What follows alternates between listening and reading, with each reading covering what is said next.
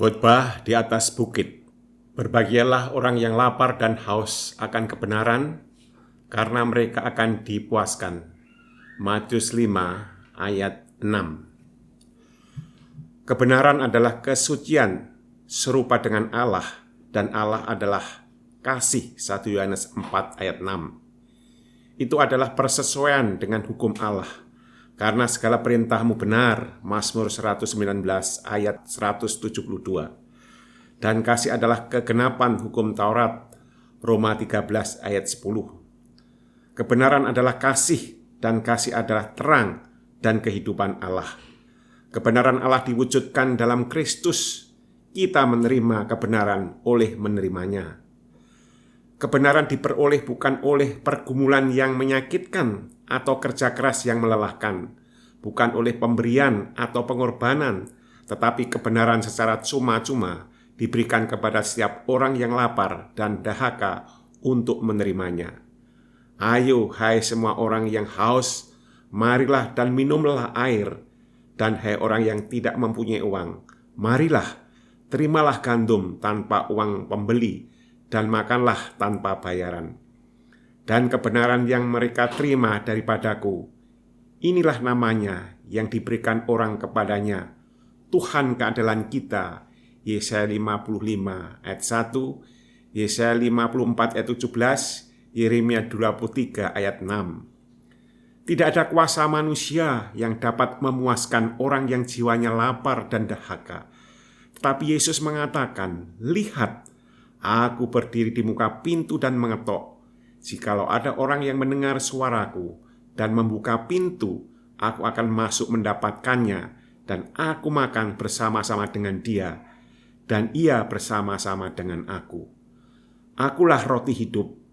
Barang siapa datang kepadaku, ia tidak akan lapar lagi. Dan barang siapa yang percaya padaku, ia tidak akan haus lagi. Wahyu 3 ayat 20, Yohanes 6 ayat 35. Sebagaimana kita memerlukan makanan untuk mempertahankan tenaga fisik kita, begitu juga kita memerlukan Kristus, roti dari surga, untuk mempertahankan kehidupan rohani kita dan memberikan kekuatan untuk melakukan pekerjaan Allah. Sebagaimana tubuh terus-menerus menerima makanan yang mempertahankan kehidupan dan kekuatan, begitu juga jiwa harus senantiasa berhubungan erat dengan Kristus, berserah kepadanya dan bergantung sepenuhnya kepadanya. Sebagaimana pejalan kaki mencari mata air di padang gurun, lalu menemukannya dan memuaskan dahaganya, hendaknya begitulah dahaga orang Kristen untuk memperoleh air murni kehidupan yang bersumber dari Kristus. Sementara kita memandang kesempurnaan tabiat Juru Selamat kita akan lebih rindu diubah dan dibarui sepenuhnya dalam citra kesuciannya. Semakin kita kenal Allah, semakin tinggi cita-cita tabiat kita, dan semakin sungguh-sungguh kerinduan kita untuk memantulkan citranya. Unsur ilahi digabungkan dengan unsur manusia apabila jiwa mencapai Allah, dan hati yang rindu dapat mengatakan, hanya pada Allah saja kiranya aku tenang, sebab daripadanya lah harapanku. Mazmur 62 ayat yang kelima. Jika engkau merasa perlu dalam jiwamu, jika engkau lapar dan dahaga akan kebenaran, ini adalah bukti bahwa Kristus telah menempa dalam hatimu hal-hal yang tidak mungkin engkau lakukan sendiri, supaya Dia dapat melakukan bagimu melalui anugerah Roh Kudus. Kita tidak perlu memuaskan dahaga kita di sungai-sungai yang dangkal, karena sumber besar adalah di atas kita, yang airnya berlimpahan dapat kita minum dengan bebas jika kita naik lebih tinggi sedikit pada jalan iman. Firman Allah adalah mata air kehidupan. Apabila engkau mencari mata air ini melalui Roh Kudus, engkau akan dibawa ke dalam perhubungan yang erat dengan Kristus. Kebenaran-kebenaran biasa akan menyatakan diri kepada pikiranmu dalam suatu aspek yang baru. Ayat-ayat kitab suci akan muncul kepadamu dengan suatu makna yang baru sebagai cahaya terang. Engkau akan melihat hubungan kebenaran-kebenaran lain dengan pekerjaan penebusan, dan engkau akan mengetahui bahwa Kristus tengah memimpinmu, guru ilahi berada di sampingmu. Yesus mengatakan, air yang akan kuberikan kepadanya akan menjadi mata air di dalam dirinya yang terus-menerus memancar sampai kepada hidup yang kekal. Yohanes 4 ayat 14.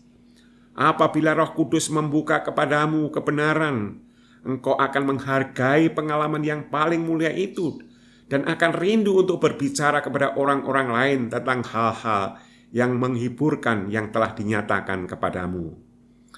Apabila bergaul dengan mereka, engkau akan menceritakan beberapa pemikiran yang menyegarkan mengenai tabiat atau pekerjaan Kristus.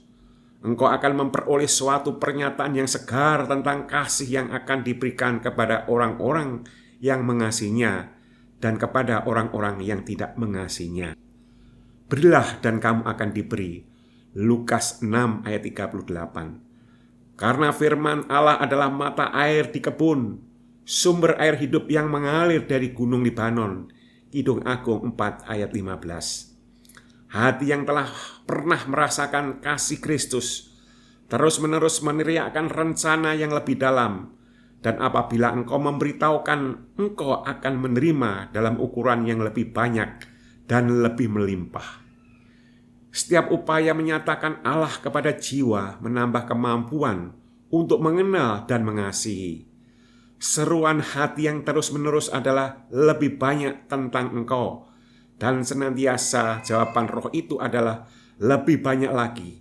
Roma 5 ayat 9 dan 10. Karena Allah kita senang melakukan jauh lebih banyak daripada yang kita doakan atau pikirkan.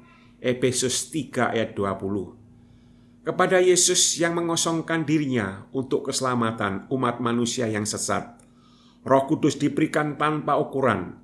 Jadi itu akan diberikan kepada setiap pengikut Kristus apabila segenap hati diserahkan untuk ditempatinya.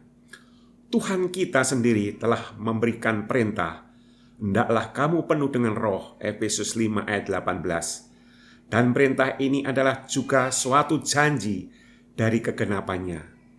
Itu adalah kesenangan yang baik dari Bapa bahwa di dalam Kristus seluruh kepenuhan Allah berkenan diam di dalam Dia, dan kamu telah dipenuhi di dalam Dia. Kolose 1 ayat 19, Kolose 2 ayat 10. Allah telah mencurahkan kasih-Nya dengan melimpah seperti hujan menyegarkan bumi. Dia mengatakan, hai langit, teteskanlah keadilan dari atas, dan baiklah awan-awan mencurahkannya. Baiklah bumi membukakan diri dan bertunaskan keselamatan, dan baiklah ditumbuhkannya keadilan. Orang-orang sengsara dan orang-orang miskin sedang mencari air, tapi tidak ada. Lidah mereka kering gausan. Tetapi aku, Tuhan, akan menjawab mereka. Dan sebagai Allah orang Israel, aku tidak akan meninggalkan mereka. Aku akan membuat sungai-sungai memancar di atas gunung-gunung yang gundul, dan membuat mata-mata air membual di tengah kedataran. Aku akan membuat padang gurun menjadi telaga dan memancarkan air dari tanah kering. Yesaya 45 ayat 8, Yesaya 41 ayat 17 dan 18. Karena dari kepenuhannya kita semua telah menerima kasih karunia demi kasih karunia. Yohanes 1 ayat 16.